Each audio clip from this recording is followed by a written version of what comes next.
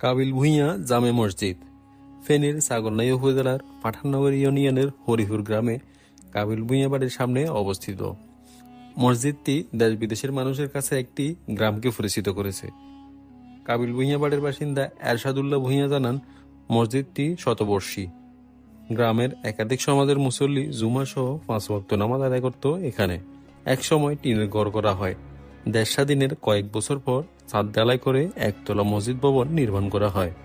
সময়ের সঙ্গে সঙ্গে মসজিদ ভবনটি জরাজীর্ণ হয়ে পড়লে মসজিদের সভাপতি মোহাম্মদ দিলদার হোসেন ভূঁইয়া সহ সমাজের নেতৃস্থানীয় ব্যক্তিদের বৈঠকে মসজিদ ভবনটি নতুন করে গড়ে তোলার পরিকল্পনা করা হয়। প্রাথমিকভাবে মসজিদ নির্মাণের ব্যয় ধরা হয় 65 লক্ষ টাকা। 2021 সালের মাঝামাঝি নতুন আঙ্গিকে মসজিদ নির্মাণের কাজ শুরু হয়। 2023 সালের মাঝামাঝি মসজিদের নির্মাণ কাজ শেষ হয়। 2023 সালের 21 জুলাই জুমার নামাজ আদায়ের মাধ্যমে তৎকালীন বাইতুল মোকাররম জাতীয় মসজিদের ফেস ইমাম মুফতি মিজানুর রহমান এই মসজিদের উদ্বোধন করেন। এই মসজিদের নকশা করেছেন বাংলাদেশ প্রকৌশল বিশ্ববিদ্যালয় বুয়েটের অধ্যাপক স্থপতি মোহাম্মদ রাশিদুল হাসান। ফেনী ছাগলনাইয়া আঞ্চলিক সড়কের বাংলা বাজার থেকে আঁকাবাঁকা পথে মসজিদে যেতে লাগে মাত্র কয়েক মিনিট। মসজিদের সামনে পৌঁছে মুগ্ধ হতে হয় এর অনন্য নির্মাণ শৈলীতে।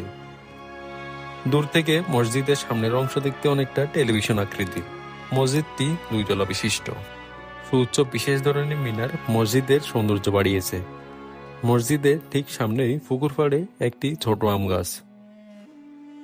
সড়ক থেকে প্রবেশ পথে রেলিং দিয়ে করা বেষ্টনের 2 পাশের 8টি সিঁড়ি পেরিয়ে মসজিদে ঢুকতে হয়।